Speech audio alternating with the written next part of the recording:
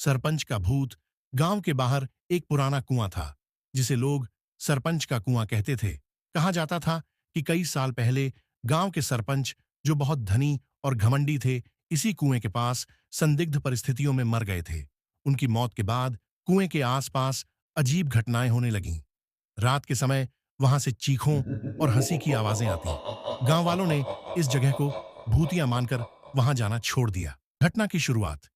गांव के रामलाल को इन कहानियों पर विश्वास नहीं था। उसने ठान लिया कि वह उस कुएं पर जाकर सच का पता लगाएगा।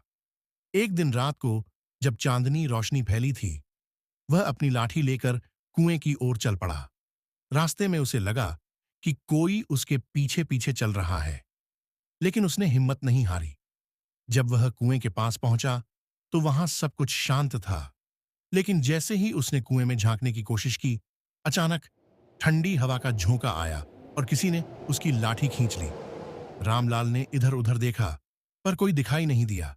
तभी कुएं से किसी के जोर जोर से हंसने की आवाज आई। सरपंच का प्रकट होना। रामलाल ने डर के मारे हनुमान चालीसा पढ़ना शुरू कर दिया। अचानक कुएं के पास सफेद कपड़े पहने एक आदमी का साया प्रकट हुआ। वह सरपंच जैसा दिख रहा था, लेकिन उसकी आंखें लाल और आवाज गूंजती हुई थीं।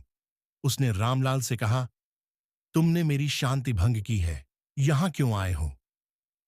रामलाल ने कांपते हुए कहा, मैं यह जानना चाहता हूं कि आप यहां क्यों भटक रहे हैं।